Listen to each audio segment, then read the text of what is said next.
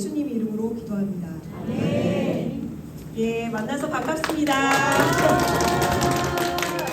예, 정말 기다리고 기다리던 이라고 하면 옛날 사람 같네요. 네, 옛날 사람이에요. 저는 보기보다 꽤 옛날 사람인데요. 그럼에도 불구하고 우리가 성민교회라는 한 가족 안에서 다음 세대의 양육을 어떻게 할 것인가 고민할 수 있는 양육 훈련 학교가 있다는 게 너무 행복하고 자랑스럽고 기쁩니다. 여러분과 만나게 돼서 너무 저도 떨리더라고요. 밥 소화도 안 되고 잠도 안 오고 예, 이런 얘기는 각설하고 저희가 양육 훈련 학교를 지금 3기째 하고 있습니다. 작년에 저희 강의를 들으신 분 계시죠? 작년에 연초에 예, 그거는 사실은 스페셜 강의고요. 메인 강의는 이 양육훈련학교, 우리 말씀훈련학교, 기도훈련학교, 복음훈련학교, 그리고 하사품과 같은 맥락에서 양육훈련학교를 저희가 진행하고 있는데 이것은 격회로 하고 있습니다. 모집을 위해서 격회로 하고 있고요. 그래서 올해 3기가 열렸습니다. 양육훈련학교라 함은 여러분들 많이 안 들어보신 개념일 거예요. 아마. 왜냐하면 많은 교회가 교사대학이라는 이름으로 뭔가 프로그램을 진행합니다. 그나마도 커리큘럼이 있다기보다는 외부에서 단발 강사가 와서 강의하는 경우가 굉장히 많아요. 그런데 우리 교회는 양육훈련학교라는 고유의 프로그램을 갖고 있습니다. 왜 양육인가? 왜 신앙교육이 아니고 뭐 다른 이름이 아니라 양육훈련학교인가라는 것은 여러분들이 많이 들어보셨기도 하고 알겠지만 우리 교회는 교사만 양육자가 아닙니다. 네, 그럼 누가 교사일까요? 누가 양육자일까요? 모든 성인 세대가 심지어는 우리 다음 세대들조차도 모두가 모두의 교사로서 양육자의 역할을 할 수 있다고 봅니다. 그래서 우리가 여기 참여하고 있는 모든 분들이 나는 아닌데? 라는 게 아니라 모두가 해당된다 라는 걸 아셨으면 좋겠고요. 특별히 또 양육자라고 그러면 난 부모도 아닌데 라는 생각도 할 수 있지만 그게 아니라 모든 세대의 양육자가 되는 것이 우리 교회의 꿈입니다. 그래서 우리 성민교회의 양육훈련 프로그램의 이 정신을 좀 아시면 좋을 것 같고요. 그래서 강의 소개나 이런 거는 글자로 써 있으니까 읽어보시면 다 알아요. 특징은 저희가 원래 코로나 전에는 7주를 했습니다. 7주. 그런데 코로나가 지나면서 7주가 너무 길다라는 얘기가 있어서 4주로 줄였어요. 여러분들 행복할 때 하시는 거죠. 그죠? 행복하다. 게다가 제가 늘 말씀드리는 강의 초에 말씀드리는 것은 시작이 반이다. 반이 끝났네요. 행복하다. 거의 끝나갑니다, 여러분. 그러니까 행복한 마음으로 참여해 주시고 제가 누구를 디스하거나 그런 건 아닌데 저는 시간을 지킵니다. 네, 핑크색 이렇게 거기까지 위험하니까 그래서 꼭 시간 안에 끝날 테니까 걱정 마시고요. 그리고 강의 특징은 4주다 보니까 한 번 빠지면 그 빠진 거에 대해서 온라인 강의를 듣고 숙제를 내시면 됩니다. 그러나 두 번째부터 빠지시면 수료가 안 됩니다. 4번밖에 안 되기 때문에 마음 꼭 붙드시고 참여해 주시면 좋겠고요. 그 다음에 강의 일정 보시면 4주차까지 강의 주제가 있습니다. 그 주제는 저희 마음속에서 들던 생각들도 있고 여러분과 함께 나누고 싶은 주제들이었습니다. 그리고 사실 주제가 있지만 그 내면의 내용은 사실 신앙교육, 기독교 교육의 베이직? 예, 발음이 그런데 기본을 다루는 거기 때문에 여러분들과 함께 기본적인 내용들을 다뤄보고 싶습니다. 그래서 여러분들 들어올 때 수강 신청서 써 있는 거 보셨죠? 자, 시험 볼 때 다 잘 쓰고 뭘 안 쓰면 안 된다? 그렇죠. 모범생들이시죠? 이름 절대 쓰셔야 됩니다. 이름 쓰시고요. 그 다음에 나를 소개합니다에 1, 2, 3번 간단하게 써주시면 됩니다. 그리고 훈련학교 기간 동안에 우리는요 항상 교회에서 훈련학교를 하면 나를 위해서 중보해 주실 분들 2분을 적습니다. 네, 거기에 이름을 2분을 적어주셔서 오늘 혹시나 미리 말씀 못 드렸으면 나를 위해서 기도해 달라고 2분에게 꼭 얘기해 주시고 기도하는 마음으로 우리 함께 이 4주를 보냈으면 좋겠습니다. 자, 그 다음에 다짐도 쓰시고 신청자의 사인까지 써주시면 되겠습니다. 자, 거의 다 하셨죠? 네. 예, 아직 칸을 못 채우셨다. 어머나. 자, 목사님 오늘 설교하셨죠? 생각하고 고민하다가 못 쓰는 경우가 생깁니다. 뇌를 거치자마자 바로 쓰시면 됩니다. 아시겠죠? 뇌를 거치자마자 바로 쓰기. 네. 너무 많이 생각하면 잘 안 나오더라고요. 그래서 평상시에 생각했던 거, 저도 강의 준비하면서 항상 어떻게 하면 사람들을 깜짝 놀라게 할 강의를 준비할까 생각하지만 평상시에 했던 거, 그게 제일 제가 잘하는 거더라고요. 여러분들도 마찬가지로 평상시에 생각했던 그런 걸로 해주시면 좋겠습니다. 그래서 조금 시간을 드려야 될 것 같죠? 예, 아직 못 쓰셨다 하는 분이 거의 대부분이신 것 같아서 그러면 정확하게는 아니지만 한 3분 정도 시간 드릴게요. 네.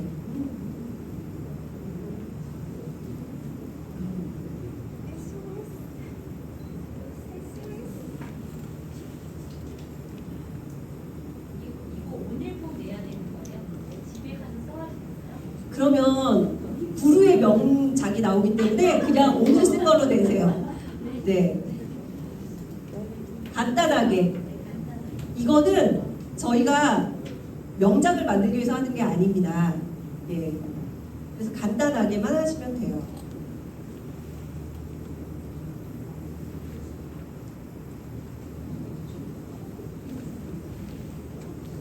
자, 이름표 접는 게 있어요. 그거는 접어서 이렇게 본인 보시기에 이름을 놔두면 제가 하나도 안 보이거든요. 물론 저는 이름을 다 외웁니다. 여러분의 이름을 다 외웁니다. 시작해보라고 하면 다 할 수 있습니다. 네, 그러나 저를 보게 이름을 돌려주시면 네, 그렇죠. 감사합니다. 네.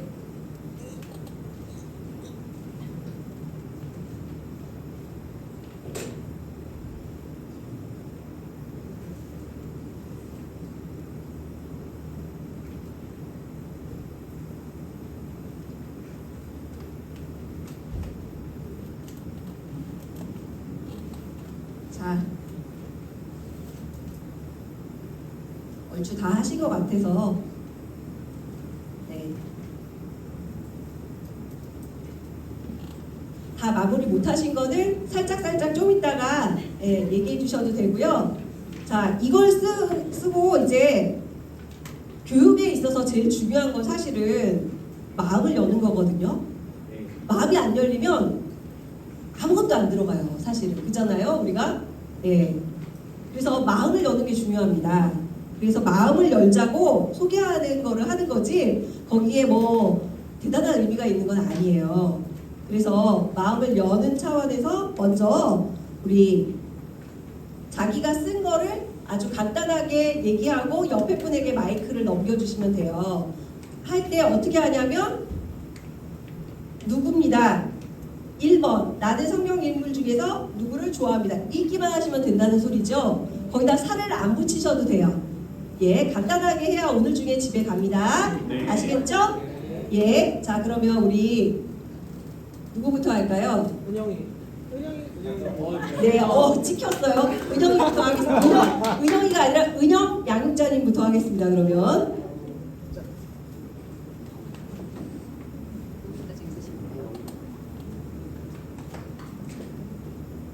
저는 성경 인물 중에서 예수님을 좋아합니다.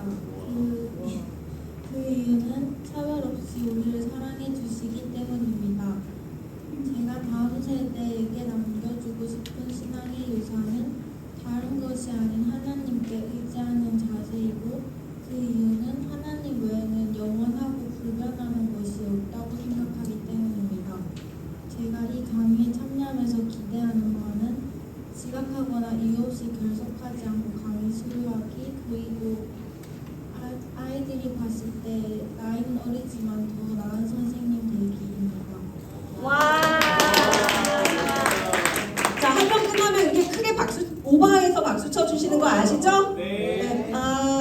아니고요. 와 이거예요. 아시겠죠? 그리고 한 가지 죄송합니다. 은영 양육자님을 뭐라고 하는 건 아닌데 예수님 하면 전부 다 예수님이 되기 때문에 예수님 빼고 얘기해 주시면 감사하겠어요. 네. 당황하셨나요? 아니죠? 네. 저는 성경 인물 중에서 욥을 좋아합니다. 그 이유는 최근에 읽었던 성경 구절 중에 내가 이전 달과 하나님이 나를 보호하시던 날에 지내던 것 같이 되었으면이라는 욥 29장 2절 말씀이 마음에 들어서 욥이 지금 생각나서 욥이라고 적었고요.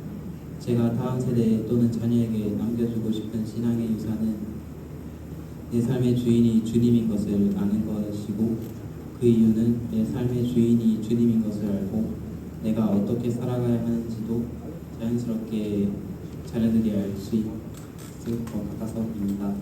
내가 이 강의에 참여하면서 기대하는 바는 내가 강의를 잘 수료해서 주님의 자녀로서 나보다 밑에 있는 주님의 자녀들을 잘 기를 수 있도록 성장하는 모습이 제 자주 변화된 모습이 되었으면 합니다. 감사합니다.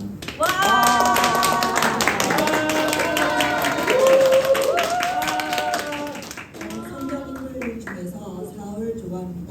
그 이유는 자랑할 것은 아무것도 없으나 복음만을 자랑한다입니다. 내가 다음 세대에 또 자녀에게 남겨주신 유산을 내가 사는 이유는 하나님의 영광을 위해서고 그 이유는 어떠한 상황을 와도 복음을 포기하지 않는 이유입니다. 3번은 늘 같은 마음으로 습관처럼 어린이집으로 왔지만 이제부터는 사랑하는 마음으로 어른을 바라보는 것입니다.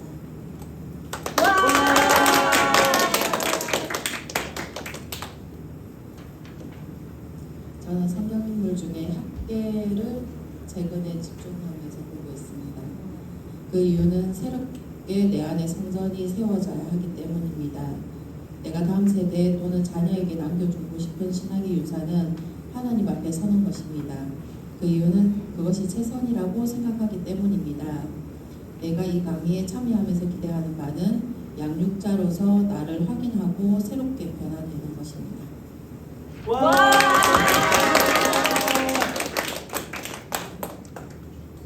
성경 인물 중에 다윗을 좋아합니다. 그 이유는 다윗의 별, 다윗의 왕, 광패라는 신을 좋아합니다. 그리고 내가 남기고 싶은 신앙의 유산은 거룩한 예배자이고 하나님의 자녀이기 때문입니다. 내가 이 강의에 참여하고 기대하는 바는 정말 사랑이 졸졸 흐르는 교사가 되기를 기대합니다.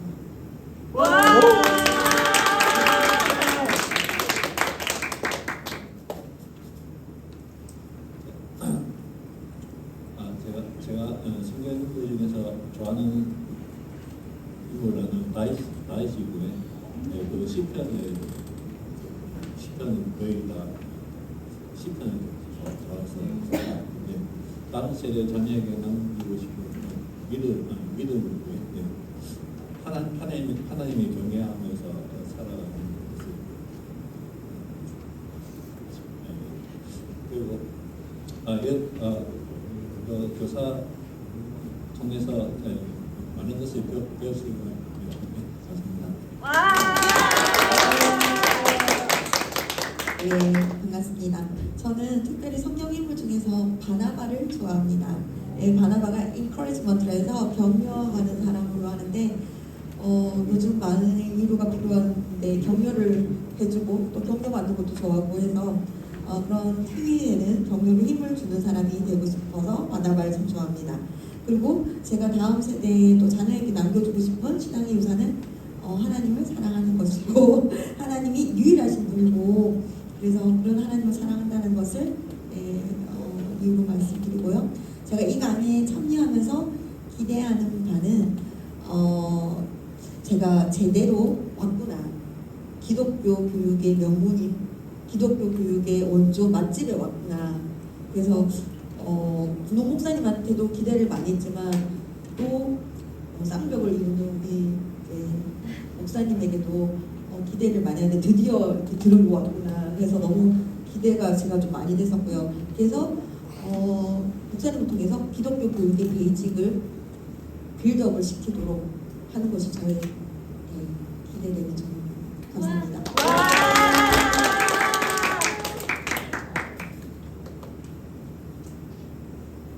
저는 성경 인물 중에서 바울을 가장 좋아하고요.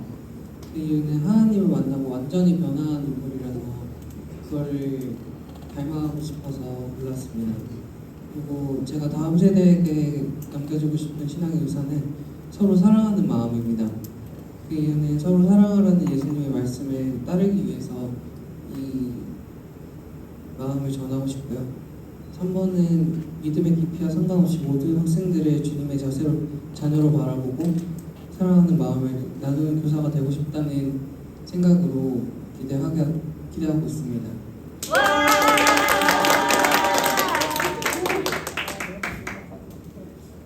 네, 저는 성경 인물 중에서 모세를 좋아하고 그 이유는 항상 강인하고 하나님의 뜻을 찾아 나선 참된 선지자이자 교인이라고 생각이 되어서 골랐고, 2번은 신앙의 유산으로 항상 기뻐하고 범사에 감사해라. 그리고 그 이유는 이 말씀만큼 신앙의 유산에 많은 게 없다고 생각하기 때문입니다. 세 번째로는 예수님의 발자취를 따라갈 수 있는 사람이 되길, 이전보다 더욱더 다음 세대를 위해 살아가는 사람이 되길, 믿음을 더욱더 견고히 할 수 있기를 바라고 여기에 참여되었습니다.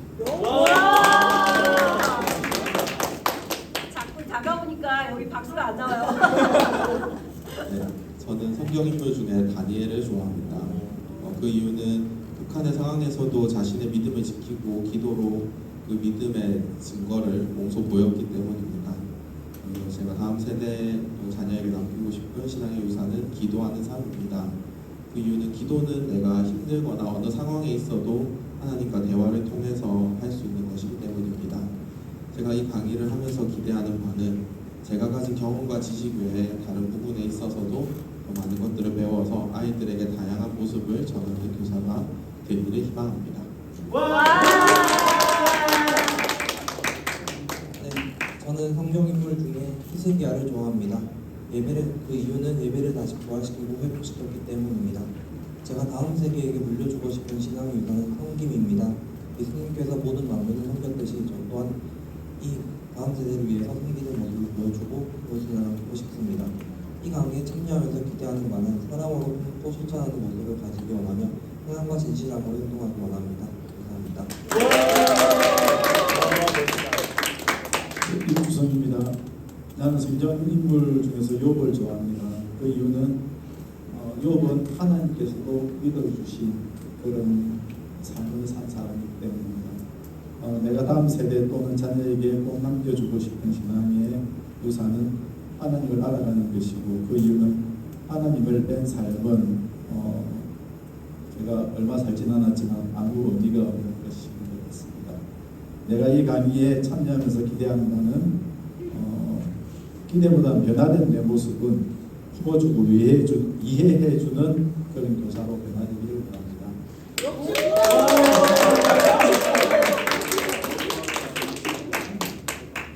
반갑습니다. 저는 성경 인물 중에서 요나를 좋아합니다.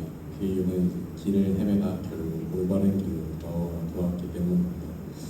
제가 다음 세대 또는 자녀에게 꼭 남기고 싶은 신앙의 유산은 하나님의 말씀에 대한 연구가 감사이고, 그 이유는 연구로 1장 1절에 적힌 것처럼 하나님이 본 말씀이 곧 하나님이기 때문입니다.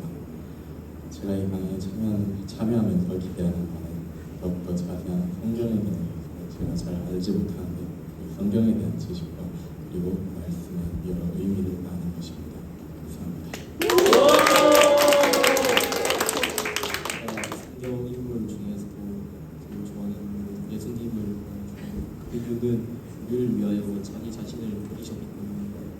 내가 다음 세대 또는 자녀에게 꼭 남겨주고 싶은 신앙의 유산은 주님께서 우리를 생각하는 마음이라고 생각하고, 그 이유는 우리를 혹시 사랑하시기 때문이라고 생각합니다. 그리고 오늘 제 이유로 말하기 좀 그런데 사람 좀 되자라고 적혀 있는데 넘길게요.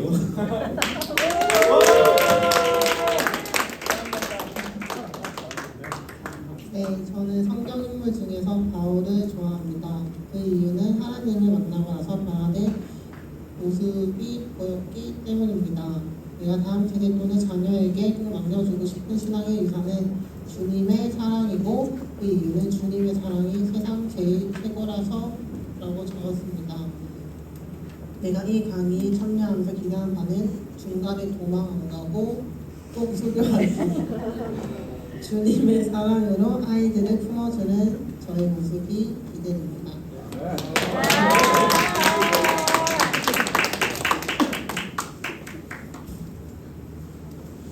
저는 성경 인물 중에서 다니엘을 좋아합니다. 그 이유는 제가 좋아하는 말씀 중에서 전도서 4장 12절 말씀이 있는데 한 사람이 명패하겠거니와 두 사람들은 맞설 수 있나니 세력줄은 쉽게 끊어지지 아니하느니라. 다니엘과 세 친구들이 그 말씀과 딱 맞는 삶을 살고 있다라고 느껴서 인상 깊게 너무 좋아하게 되었습니다. 제가 다음 때 또는 자녀에게 남겨주고 싶은 신앙의 유산은 변함없는 흔들리지 않는 믿음입니다. 제 삶에서 경험했을 때 믿음이 흔들릴 때 그때가 가장 어려운 때인 것 같습니다. 힘들어서 믿음이 흔들리는데 그 믿음이 흔들릴 때 더 힘들게 되어서 믿음이 흔들리지 않을 때 저의 삶이 굳건하고 무엇을 나아갈 수 있다고 생각하게 됩니다.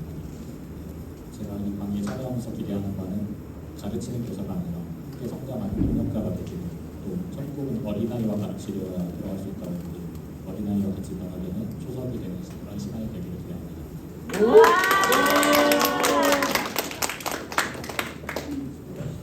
저는 유치부 김세영 목사입니다. 제가 성경 인물 중에서 제일 좋아하는 인물은 다윗입니다.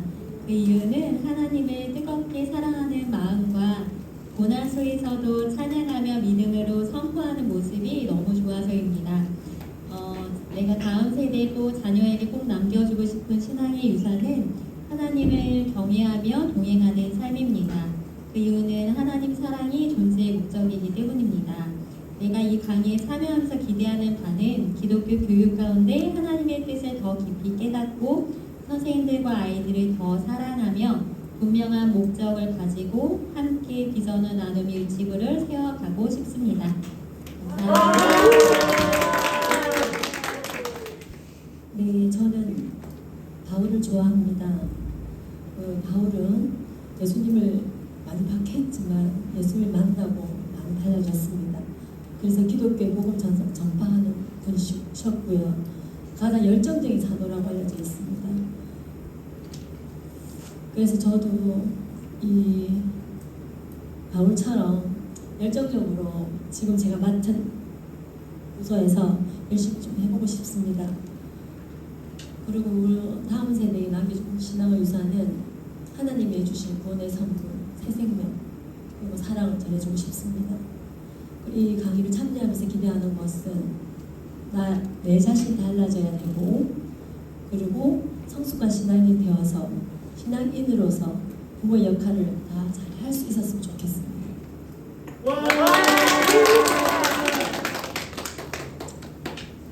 네, 반갑습니다. 진용숙입니다. 나는 성경 인물 중에서 다윗을 좋아합니다. 첫 번째, 힘센 골리앗에게 물맷돌로 상대하게 이겼고, 두 번째는 왕이 되었지만 진정한 왕은 하나님이십니다 라고 고백하는 다윗이기 때문입니다. 그리고 내가 다음 세대 또는 자녀에게 꼭 남겨주고 싶은 신앙을 유산은 예수님 영접하기입니다. 제 주변에 아직 예수님을 만나지 못한 사람이 있기 때문에 예수님 영접하기라고 적었습니다. 내가 이 강의에 참여하면서 기대하는 바는 지금 제가 교사로 하고 있으면서 제가 따뜻한 마음으로 다가가기는 하지만 지금보다 훨씬 더 진정성 있게 유아들에 다가가서 따뜻한 마음으로 또 온화한 마음을 품고 그들을 더욱더 사랑해주고 싶습니다. 이상입니다.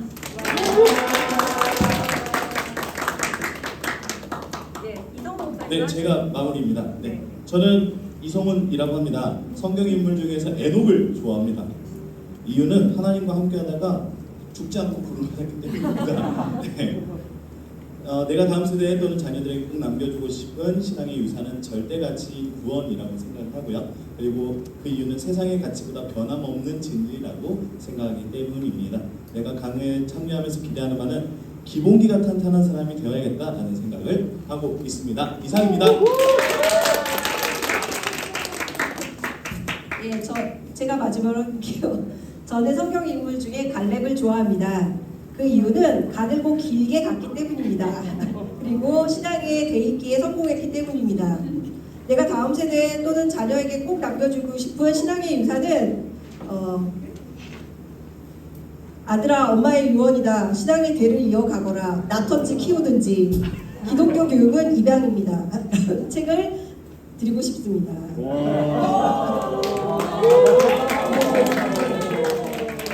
제가 이 강의를 하면서 참여하면서 기대하는 바는 여러분들이 신앙에 대해서, 신앙 교육에 대해서 넓어지고 깊어졌으면 하는 바람이 있습니다. 예, 이렇게 이상 발표를 마치겠습니다. 모두에게 박수. 네, 수고하셨습니다. 자, 여러분 이렇게 강의를 듣기만 하는 게 아니라 듣고 얘기하고 하니까 어떠세요? 좋아요. 졸 수가 없죠. 네, 계속 반응을 해야 되니까 졸 수가 없어요. 여러분, 이 강의는 졸 수가 없다는 걸 꼭 기억하시면 좋겠고요. 그리고 말하지 않으면 안 된다는 걸 꼭 기억해 주시면 좋겠어요. 예, 여러분 이 자기를 소개하는 글에 나오는 성경의 인물을 보면 롤모델이잖아요. 내가 예수님 다음으로 이런 롤모델을 가졌으면 좋겠다 하는 사람을 한 명씩 뽑았을 거예요, 아마. 그게 어떤 면에 있어서는 신앙에 있어서 약간 내가 도다르고 싶은 목표 지점 이런 걸 뜻할 수도 있어요.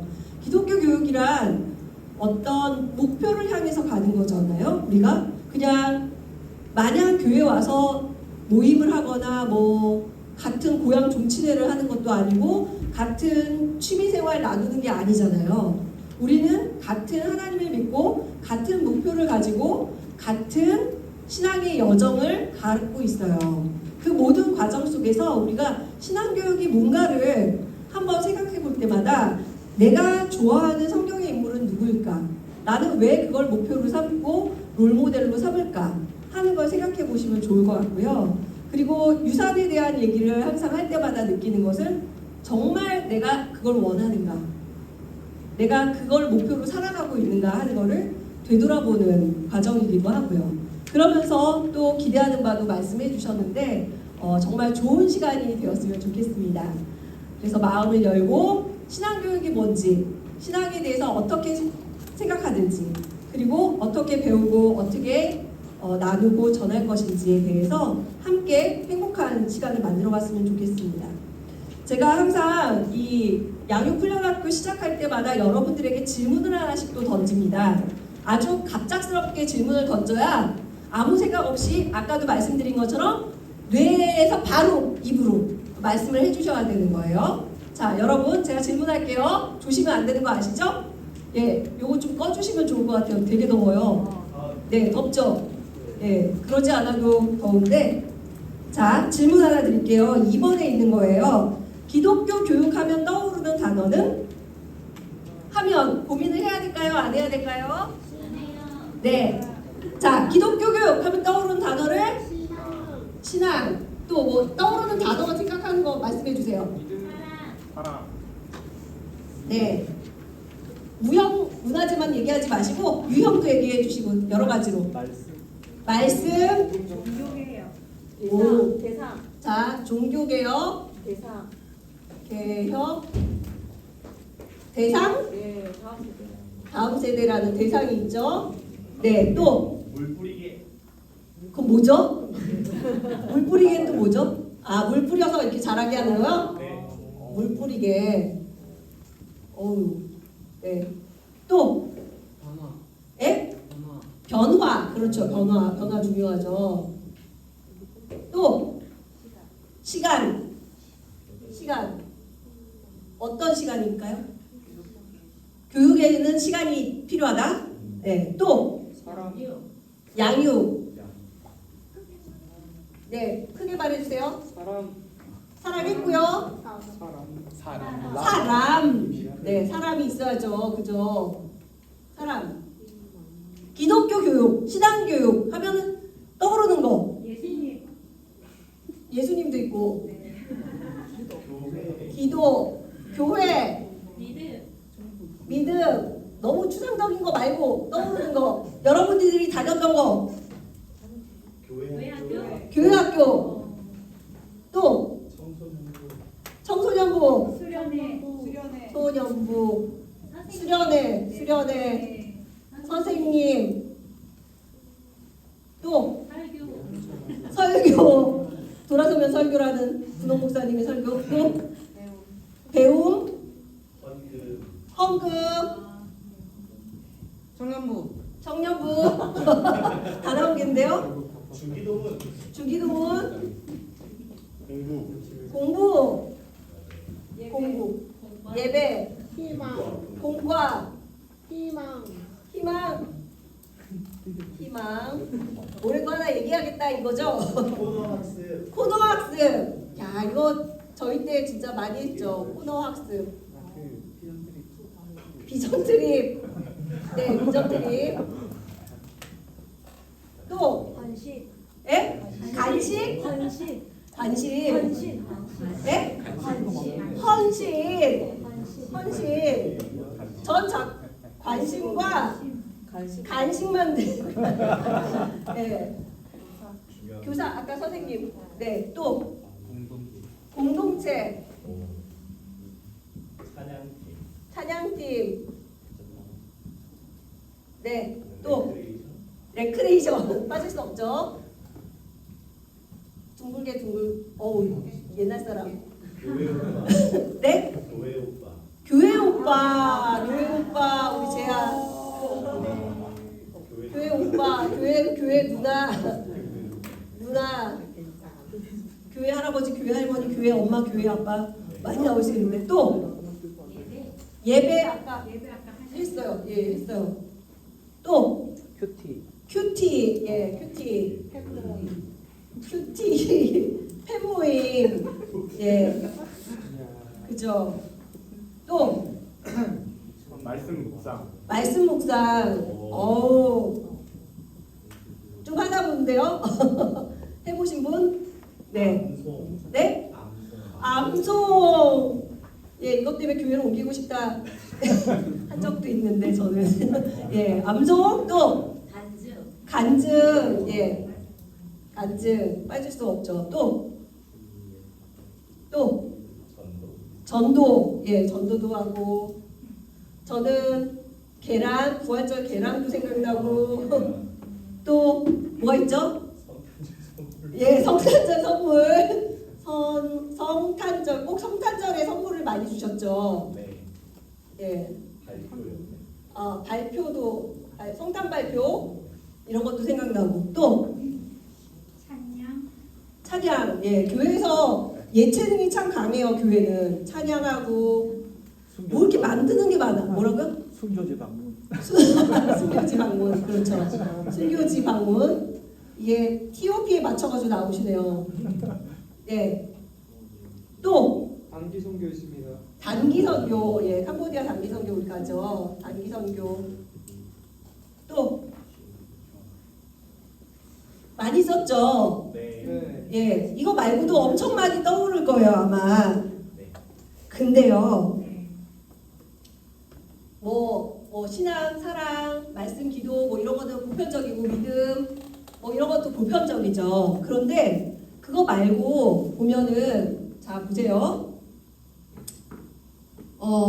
선생님, 수련회, 청소년부, 교회학교, 헌금, 청년부, 공부, 예배, 공과, 코너학습, 비전 트립, 발표, 선물, 교회 오빠, 교회 누나, 레크레이션, 계란, 전도, 간증, 찬양팀, 공동체, 암송, 말씀 묵상, 간식, 헌신, 관심, 큐티, 팬모임, 순교지 방문, 단기 선교. 제가 왜 동그라미 쳤을까요? 제일 중요해서요. 아니에요. 미안해요. 예, 용기를 갖고 얘기해 주셨는데 사람이 있어야 할 수 있는 거라. 아니에요. 여러분들의 마음속에 있는 이 동그라미들은 전부 다 웬만하면 다 교회에서 이루어지는 거예요. 많은 사람들이 이렇게 생각해요. 신앙교육 이꼴 교회교육이다. 예, 이게 하나의 편견이에요, 사실은. 신앙교육은 교회에서만 이루어진다 라고 나도 모르게 말을 할 때 뇌를 거쳐서 바로 뇌를 많이 안 거치고 나오면 대부분이 다 이렇게 교회의 신앙교육 자체를 교회의 활동으로 제한하는 경우가 굉장히 많이 있어요. 이거는 제가 정말 신기하게도 정말 수십 개, 수백 개의 교회에서 강의를 하잖아요. 얘기를 해보라 그러면 다 똑같아요. 너무 신기한 건 어느 교회도 말을 맞춘 적은 없는데 복붙이에요. 복사해서 붙여놓은 것 같아요. 왜 그럴까요? 우리의 신앙교육이라는 패러다임이 전부 다 교회 안에서만 이루어지는 것만을 신앙교육이라고 생각하고 살아왔던 거예요. 그러다 보니까 기독교 교육, 신앙교육 하면 되게 좁아요. 사실은 물론 여기 비전 트립이나 이렇게 멀리 가는 단기 선교 이런 것도 있고 순교지 방문도 있고 넓은 경우도 있어요. 그런데 대부분은 교회가 주도하는 교회에 의해서 교회 안에서 거의 대부분은 교회 안에서죠. 교회 밖도 아니야. 대부분 교회 안에서 이루어지는 것만을 신앙교육이라고 생각하는 경우가 너무 많다는 거예요. 그래서 이거를 어떻게 하면 깰 수 있을까를 저는 외길 인생 30N차 이렇게 해가지고 살아오면서 신앙교육이란 이꼴 교회교육이 아니다. 이거를 늘 얘기하고 살았는데 여러분에게도 말씀드리고 싶어요. 저희 교회가 물론 교회 교육을 굉장히 열심히 하고 있어요. 그런데 그 바탕에는 교회에서 하는 교육 이걸로 끝나려고 하는 것이 아니에요. 절대. 교회는 어떻게 보면 연구소이기도 하고 어떻게 보면 뭔가 배포하는 쿠팡의 무료센터 같은 느낌? 그래서 배달을 해드리기도 하고 그러면서 점점점 신앙교육의 지평이 넓어지기를 더 깊어지기를 바래요. 그래서 양육훈련학교를 할 때 이름도 양육훈련학교라는 낯선 이름, 더 넓은 이름 초대할 때 제가 여러 번 분홍 목사님한테 뭐라고 했어요. 참여하는 대상이 교사만이 아니다. 모두가 다 참여할 수 있다. 근데 교사 아니고 다른 분이 와서 어색하고 그러면 안 된다. 아까 우리 뒤에 다솔이 앉아 있었는데 너무 좋더라고요. 다음 세대가 들을 수도 있는 겁니다. 가능하면 다 들을 수도 있고요. 그래서 관심 있으면 모두가 참여할 수 있는 게 이 양육훈련학교 과정이에요. 그래서 가르치는 사람이 누구냐, 배우는 사람이 누구냐 하는 모든 경계도 다 깨고 정말 하나님 안에서 어떻게 신앙의 성장을 이루어갈 것인가 모두가 같이 공동체로서 하는 게 우리 양육훈련학교의 과정이라는 걸 기억해 주시면 좋겠어요. 그리고 또 자료를 보시면 부득이하게 괄호가 있지 않겠습니까? 네. 또 괄호는 채워야 제맛. 그래서 채워야 되는데 신앙교육하면 1번을 대부분 많이 얘기해요. 뭐냐면 기독교를 가르치는 교육. 기독교를 가르치는 교육을 신앙교육이라고 생각하는 경우가 많아요. 기독교가 뭔지, 성경이 뭔지 그거를 가르치는 거. 근데 나중에 얘기 드리겠지만 그걸 안다고 해서 신앙교육인가요? 기독교의 역사를 줄줄이 꿰다고 신앙교육인가요? 신앙교육이 잘 된 건가요? 그건 아니라는 거죠. 아주 유명한 석학이었던 이어령 교수님 아시죠? 돌아가셨는데 얼마 전에 이어령 교수님만큼 똑똑하고 석학이라는 사람이 없어요. 근데 그분이 예전에 예수 믿기 전에 정말 많은 전국의 교회에서 강의를 했답니다. 성경에 대해서. 근데 그분이 하는 얘기가 자기는 성경에 대해서 강의하지만 예수를 안 믿는다. 안 믿어지는 걸 어떡하냐. 나는 성경책을 그렇게 많이 읽었는데 안 믿어진다. 라고 강의를 하시다가 따님 목사님을 통해서 예수를 영접하고 나서 신앙에 대해서 눈을 뜨고 나서야 그래 그 다음에 이제 신앙의 성숙이 이루어져 간 거죠. 그 얘기를 들으면서 저는 굉장히 놀랐어요. 아니 저렇게 똑똑하신 분인데 성경을 몇 번을 읽고 성경을 그렇게 잘 아는데 안 믿어주면 땡이구나. 네, 그런 생각이 들더라고요. 그래서 신앙이라는 것은 기독교가 목적격이 되어 실시하는 교육도 있어요. 그죠? 우리가 알아야 돼요. 기독교를 알아야죠. 신앙교육이 뭔지. 그래서 우리 비전 트립 가서 종교개혁 프랑스 위구노들 개신교 사람들이 얼마나 피를 흘렸는지에 대해서 배웠어요. 아니까 아는 만큼 보이잖아요. 그죠? 그리고 이번에 청년부가 또 순교지들을 방문하면서 보면 내용을 알면 아는 만큼 보이는 게 달라요. 그림도 마찬가지. 예, 이번에 명화를 많이 보고 오셨더라고요. 비전 트립 팀들이. 근데 너무 많이 봤는데 자세히 설명을 못 들었잖아요. 이번에는. 다음에는 가이드 설명해 주시는 분을 들으면 종교개혁 시기, 요 르네상스 시기의 그림에 대한 설명을 들으면 그림이 달리 보여요. 전에 놀래주셔서 감사합니다. 여러분 방청객 모두가 되어주세요. 그래야 저도 하기 힘들지만 할 수 있습니다. 할 수 있다. 네, 다 끝나간다. 자, 힘을 내자. 네, 그래서 그림은 설명을 들을 때 그게 무슨 내용인지 더 보이는 것처럼 내용을 알아야 돼요. 그래서 기독교를 가르치는 기독교가 목적격이 되는 교육도 필요합니다. 두 번째는 기독교의 교육도 필요해요. 기독교의 교육. 기독교가 주체가 되어서 실시하는 교육이죠. 뭔 말이죠? 교회가 주체가 돼서 하는 모든 교육은 다 기독교적인 거죠. 기독교 교육인 거죠. 그래서 교회 안에 들어오면 다 교육인 거죠. 예배도 교육이 되고, 그죠? 그리고 사실은 들어와서 선생님을 만나고 이야기 나누고 관계를 맺고 하는 모든 게 다 사실은 기독교 적 교육인 거죠. 기독교의 교육인 거죠. 기독교 신앙교육 교회에서 하는 거니까. 그 다음에 더 넓은 범주가 기독교적 교육. 기독교 관점에서 하는 모든 교육이에요. 기독교적 교육. 기독교적 교육이라고 하면 뭐가 있을까요? 다 포함되는 거예요. 사실은.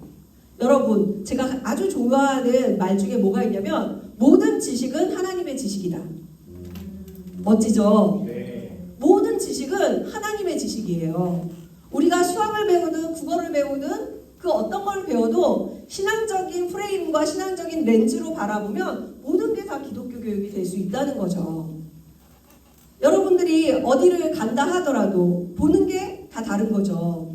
오늘 우리 분홍 목사님의 찬양을 들으셨겠지만 판디볼의 노래도 기독교적으로 들으면 은혜가 되고 하나님의 마음으로 이 노래를 들을 수 있구나 하고 느끼게 되죠.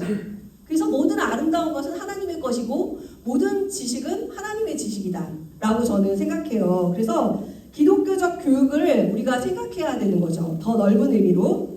그리고 다른 장 넘겨주시면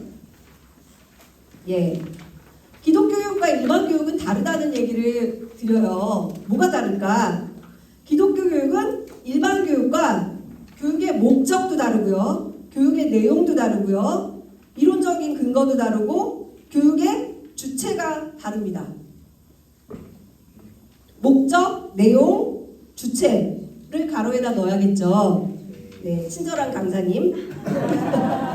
셀프 찬양. 네. 기독교 교육은 일반 교육과 교육의 목적이 달라요. 수학 교육은 수학의 문제를 방정식이면 방정식에 대입해서 푸는 게 중요하죠. 성경은 암송하면 끝이 아니고 내용을 안다고 끝이 아니고 말씀대로 살아가는 게 중요하잖아요. 그것처럼 일반 교육은 그 프로세스대로 다 배우고 나면 끝이겠지만 신앙교육은 그게 아니죠. 목적이 다르죠. 삶의 변화, 오늘 변화라는 얘기 나왔는데 삶의 변화, 그리고 목적의 변화, 여러 가지의 변화들, 그리고 신앙의 성장, 성숙 이런 것들이 목적이 되죠. 교육의 내용도 마찬가지. 그래서 암기하고 암송하고 이해했느냐 이런 지적인 거에서 끝나는 것이 아니라 정서적이고 의지적인 이 모든 것들이 다 함께 이루어지는 교육이 되죠. 그리고 교육의 주체는 이제 다다음 시간에 또 얘기를 나누겠지만 간단히 맛보기로 보인다면 교육의 주체가 누구냐? 라고 얘기하면 교육의 주체, 3대 주체 뭐죠? 가르치는 분이 계셔야 되죠. 배우는 학생이 있어야 되죠. 내용이 있어야 되죠. 교실은 없어도 되지만 이 세 가지는 꼭 있어야 된다고 얘기를 합니다. 고전적으로. 그런데 중요한 거는 기독교 교육에서 이 세 가지가 있다고 교육이 일어날까요? 뭐가 빠졌죠? 그렇죠. 하나님의 역사. Everything is your grace. 굉장히 건전하고 확실한 한국식 발음. 예, 하나님의 은혜가 아니면 깨닫지 못하고 배울 수 없다는 게 놀라운 은혜인 거죠. 그래서 죄송합니다. 영어 선생님 앞에서 주름을 잡았는데요. 예, 그레이스, 하나님이 아니시면 우리는 이 교육이 일어날 수가 없어요. 그래서 교육의 주체가 누구신가, 우리가 정말 가르치는 사람인가 하는 걸 돌아볼 필요가 있죠. 그리고 가치관과 세계관의 차이도 있죠. 그죠? 예. 일반 교육에서 가장 높이 간다고 한다면 도덕과 철학이겠죠. 그런데 신앙교육은 도덕과 철학을 넘어서는 신학과 신앙이 있는 거죠. 그래서 다르다. 자세히 얘기할 수는 없지만 여기까지만 말씀드리고요. 그 다음에 일반 교육은 인간이 주체가 되어 인간 능력의 극대화를 지향하죠. 국어를 배운다면 국어의 능력을 극대화하는 게 필요하겠죠. 근데 신앙의 극대화를 인간이 주체가 돼서 극대화할 수 없다는 게 문제죠. 그래서 기독교 교육은 괄호 뒤에 있는 세 개는 인간이 주체가 되어 인간의 능력을 극대화 지향하지만 기독교 교육은 하나님이 인간을 통해 교육하신다. 이게 굉장히 중요한 말이죠. 하나님이 인간을 통해 교육하신다. 하나님은 꼭 본인이 직접 하실 수 있는데 인간을 통해 우리를 동역자로 삼아서 교육하신다. 역사하신다.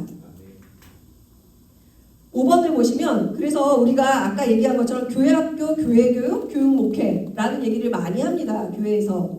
근데 교회학교는 교회에서 어린이와 청소년을 대상으로 대부분은 요즘은 그래도 청년까지의 교육의 대상으로 교회학교 안에 넣습니다. 그래서 학교식으로 이루어지는 교육 프로그램을 교회학교라고 얘기합니다. 그런데 우리 교회는 교회학교라는 말을 잘 안 써요. 그리고 뭐를 쓰죠? 다음 세대 또는 다음 세대 운영을 하려면 모임을 해야 되는데 부장님들 뭐 이렇게 모이는 모임은 다음 세대 운영위원회 뭐 이런 식으로 이름을 바꿨어요. 교회학교가 아니라 교회학교 시스템. 학교 그러면 왠지 되게 부담스러운 게 있잖아요. 그죠? 그래서 딱딱한 네모난 책상에 네모난 뭐 이런 그런 노래도 있었는데 다 네모난 거 안에 갇히는 것 같은 느낌이 학교라는 이름 안에 있지만 그러나 이제 이름을 조금씩 바꿔가면서 학교식으로 이루어지는 게 교회학교다라면 교회 교육은 교회가 주관하는 교육. 아까 얘기한 것처럼 기독교의 교육이겠죠. 그래서 교회가 주관하는 교육을 이제 교회 교육이라고 얘기해요. 그런데 이 말도 되게 의미가 있어요. 왜냐하면 대부분은 이 교회 교육을 우리는 신앙교육이라고 생각하니까.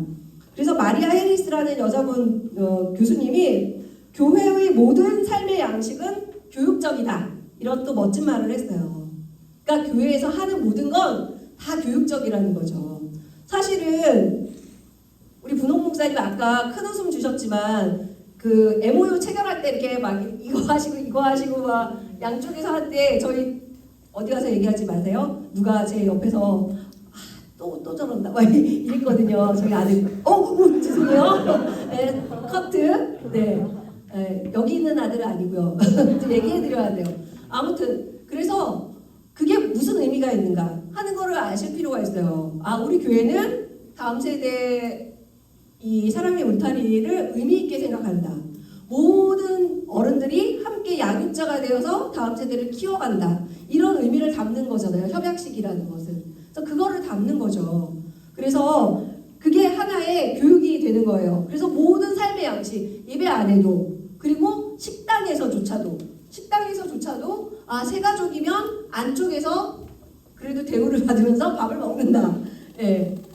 그래서 오늘도 세 가족이 오셨는데 저희가 영접하기 위해서 같이 들어갔어요. 그랬더니 그분이 그러시더라고요. 아, 목사님, 사모님 덕분에 저희가 여기 좋은 데서 밥을 먹네요. 그러시길래 제가 그랬어요. 사실은 두 분 덕분에 제가 거기서 밥 먹는 거예요. 죄송, 감사합니다. 막 이랬거든요. 그러니까 그 모든 게 다 어디서든지 다 교육의 요소들이 다 있는 거죠. 심지어는 아이들이 여기서 뛰어노는 것조차도 신앙교육인 거예요. 교회를 따뜻한 곳, 행복한 곳으로 경험하는 것 자체가 신앙교육이라는 거예요. 그래서 교회 교육은 교회의 모든 여기서 사는 모든 활동들이 다 교육적이다. 그래서 청년부실에서 삐대가지고 라면을 먹는다 하더라도 청소년부실에서 뚱땅뚱땅 악기를 친다 하더라도 그 모든 것이 다 교육적인 것이다. 교회는 나를 받아주는 곳이고 하나님의 품이 교회이고 이런 모든 것들이 학습이 되는 거거든요. 그래서 교회를 그렇게 알리는 것, 그게 교회 교육이고 밀러라는 분은 그렇게 얘기했어요. 교회 자체가 그래서 교회 자체가 교육하는 교사이다. 예, 교회 자체가 교사이다. 칼빈도 그런 말 했죠. 교회는 신자의 어머니다. 양육하는 어머니가 교회다. 그만큼 교회에서 하는 활동들이 굉장히 중요한 신앙교육의 역할을 하기 때문에 그래요. 이게 나쁘다는 것이 아니라 이게 메인이 돼서 더 넓어져야 되죠. 여기에 안 나온 게 뭐가 있을까요? 저희 교회에서 하는 그렇죠. 아, 우리 부장님 어느 부서 부장님이신지 네. 가정예배. 저희가 가정예배를 강조하는 이유도 있어요.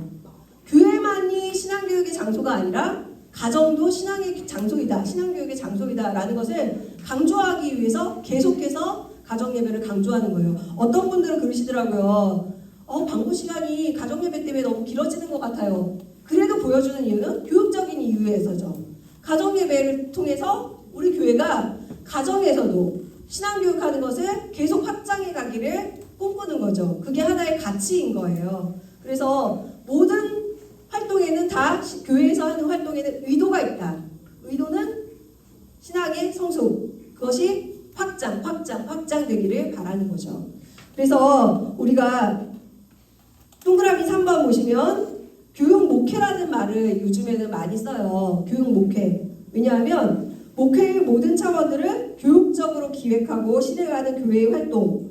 그러니까 교육 목회라는 말은 아까 얘기한 교회가 주관하는 교육인데 그거를 더 확장해서 교회 학교, 교회 교육 이게 아니라 모든 삶의 영역을 전부 다 교육적으로 넓혀가는 거죠. 그래서 교육적으로 목회의 모든 차원들을 교육적으로 기획하고 그 다음에 예배, 선교, 교육, 친교, 봉사 이게 교회의 존재 양식이라고 합니다. 교회의 기본적 존재 양식을 예배하고 선교하고 교육하고 친교하고 봉사하고 밥 먹는 건 뭘까요? 친교하는 거겠죠. 설거지하는 건 뭘까요? 봉사하는 거겠죠. 교회 학교나 이렇게 양육훈련학교 참여하고 말씀훈련학교 참여하고 이러는 거는 교육, 구체적인 교육이겠죠. 그 다음에 예배하고 선교는 나가든지 부대든지 하라. 그래서 선교하는 거, 관심을 갖는 거 이런 것들이 선교겠죠. 이 모든 게 다 사실은 굉장히 존재 양식 모두가 기독교인을 훈련하는 교육의 통로다. 그래서 모든 게 다 교육적인 마인드로 바라볼 수가 있고요. 그리고 마지막으로 다음 세대 왜 선교지가 되었나 하는 거를 알아보고 싶은데요. 제가 이 강의의 제목이 뭐라고 그랬죠? 다음 세대는 선교지다. 네. 왜 선교지죠? 대개의 경우 선교학에서 한 4% 정도 되면은 선교지라고 얘기를 해요. 그러니까 전도 복음화율이 4% 미만 복음화율이. 근데 오늘날 다음 세대 복음화율이 몇 퍼센트나 될까요? 4%도 안 돼요. 지금 상황이 굉장히 안 좋습니다. 지금 부산 기독교 퍼센테이지가 제가 처음에 부산 왔을 때 10년 전에 한 9%라고 그랬어요. 9%. 그것도 되게 많이 올라왔다고 그랬어요. 9%도. 20년 전 해운대 성령 집회 이후에 굉장히 많이 발전을 하고 교회가 연합을 해서 9%였다. 근데 그 이후로 계속 또 저희가 와서 그런 건지 아닌지는 몰라요. 예, 근데 12%, 13%까지 올랐대요. 그러니까 정말 대단한 거죠. 부산 지역이 그렇게 전국에서 퍼센테이지가 올라간 데는 부산밖에 없을 거예요. 거의. 그 정도로 부산이 굉장히 보급화율이 그래도 올라가고 있지만 두둥. 그러나 다음 세대 비율은 계속 현저하게 떨어지고 있다는 게 사실이에요. 그런데다가 그래서 1번, 동그라미 1번, 교회에서 교회학교가 사라졌다. 많은 교회가요, 교회학교가 사라지고 있어요. 전국적으로 어마어마한 속도로 교회학교가 사라지고 있어요. 청년부, 청소년부, 유치부, 어린이부 순으로 사라지고 있어요. 이게 현실이에요. 그래서 교회학교 강의를 못하는 교회가 많아졌어요. 왜냐하면 교회학교 자체가 아예 없어져 버리는. 그래서 저희 교회에 등록하시는 분들 중에 교회학교가 없어져서 아이를 데리고 우리 교회에 오는 경우도 있어요. 그만큼 부산에서도 교회학교가 없어지는 데가 늘어나고 있어요. 코로나 끝나면서 코로나를 겪으면서 어느 교회에서 그랬어요. 청소년부가 10분의 1 토막이 났대요. 10분의 1만 남았다는 거죠. 이게 굉장히 심각한 문제라는 거죠. 두 번째, 학교에서 교회 다니는 아이들이 사라졌어요. 저희 아이들도 보면은 학교에서 한 반에 교회 다니는 아이들이 자기밖에 없다. 한 명 있을까 말까다. 이렇게 얘기하는 경우가 많아요. 굉장히 심각한 거죠. 그 아이는요, 그 반에서 선교사예요, 지금. 미 전도 종족 안에서 걔 혼자 외딴 섬처럼 살고 있는 거예요. 그런 상황이 어디나 다 계속되고 있는 거죠. 그나마 사하구가 조금 보급화율이 높더라고요. 다른 구에 비해서. 아주 조금. 예, 그러나 계속 안 좋아지고 있다는 거. 그 다음에 3번. 다음 세대 선교가 어려워졌다. 선교 전도하는 게 되게 어려워졌어요. 여러분 예전에는 군인들 같은 경우는 초코파이 하나면 종교를 바꾼다. 뭐 이런 얘기도 했거든요. 근데 요즘은 불교가 얼마나 세게 전도를 하는지, 포교를 하는지 제가 전에 한번 저희 어린이 대회를 나갔던 꼬마아이들을 데리고 동네에서 되게 유명한 중국집에 갔어요. 그래서 짜장면 먹을래, 짬뽕 먹을래, 볶음밥 먹을래 했거든요. 근데 저 옆에서 어떤 스님이 군인들을 우르르 몰고 오더니 코스 딱 이러시는데 졌다 이랬거든요. 예, 물량 공세로는 이길 수도 없고요. 일단. 그리고 교회는 전도하는 데 동력을 많이 잃어버린 것 중에 하나가 이 언론적인 대응들을 잘 못해요. 각계 전투다 보니까 카톨릭은요, 언론을 관리하는 부서가 따로 있어요. 총회적으로. 여기는 그 하이라키잖아요. 카톨릭은 저쪽에 그 교황님이 계시고 쫙쫙쫙쫙쫙 이렇게 있어서 일사불란하게 정리가 돼요. 저희는 다 각기 전투예요. 각각. 그러다 보니까 대응이 빠르지 않으니까 언론이나 이미지나 이런 거 관리가 안 되니까 엉망진창인 거죠. 근데 그게 중요한 게 아니죠, 사실은. 다음 세대 선교가 어려졌다. 기독교 혐오를 부추기는 환경이 되었다. 코로나가 이거를 부추겼다. 뭐 이단 사이비가 뭐 한다. 이건 다 외부적인 거예요. 예, 뭐 동성애, 뭐 이슬람, 뭐 모든 게 다 외부적인 거예요, 사실은. 근데 제일 중요한 건 사실은요, 외부적인 게 아니에요. 내부가 제일 문제예요. 뭘까요? 4번, 그러나, 버트. 가장 중요한 이유는 기성세대의 신앙이 해이해졌다는 거예요. 저는 연초에 박종수 목사님 호주에서 오셔가지고 얘기하셨잖아요. 한 세대만 사라지면 교회가 망하는 거예요. 한 세대만 없어져도 교회는 망해요. 그 세대가 사라지면 그 세대 밑에, 그 밑에가 다 줄줄이 사탕처럼 무너지는 거예요. 호주 교회가 그렇게 보여줬고, 유럽 교회가 보여줬고, 미국 교회가 그러고 있어요. 저희도 마찬가지고, 한국 교회도 마찬가지고. 지금 제일 투자하는 데가 3040이라고 얘기하잖아요. 3040 세대가 무너지면요, 교회가 문을 닫아야 돼요. 그만큼 한 세대가 무너지면 교회가 굉장히 휘청하게 되는 거예요. 예, 여기 30 계신데 난 아니야. 막 20대처럼 행동하시는데 웃지 마세요, 임준수님. 네, 자 그래서 3040을 세우려고 하는 이유가 그렇게 애절하게 교회가 매달리는 이유는 그 세대가 무너지면 그 세대가 무너지는 게 아니라 그 세대를 이어서 일어나는 세대들이 다 타격을 받기 때문이에요. 그래서 기성세대의 신앙을 세우는 것 이게 굉장히 중요하죠. 신앙교육에 있어서 뭐 여기를 해라 저기를 해라 뭐 여러 가지 얘기하지만 신앙교육은 무엇인가 라는 것을 생각할 때 다음 세대를 세우기 위해서는 어른 세대가 해이해지면 안 되고 특별히 코로나를 지나면서 무너졌던 3040 세대를 세우고 오히려 청년들이 일어나고 있는 세대예요 지금. 그래서 찬양 집회나 이런 데 가서 보면 오히려 1020은 좀 나아요. 근데 3040이 굉장히 노메가리 이렇게 쭉쭉 빠지고 있는 그런 경우가 굉장히 많이 있어요. 그래서 한 세대가 빠지면 안 된다. 모든 세대가 다 같이 신앙교육에 애를 쓰고 자기의 신앙과 타인의 신앙 성장에 관심을 가져야 된다. 그래서 함께 웃고 함께 우는 하나된 성민교회 되기를 바랍니다.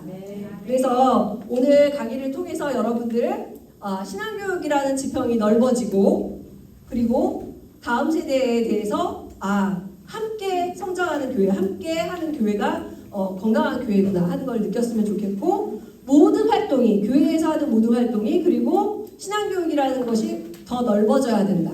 우리의 삶의 모든 영역이 신앙교육이 될 수 있도록 살아가는 것이 필요하다라는 얘기를 마무리를 해드리고 싶고요. 양육훈련학교에는 과제가 있습니다. 네.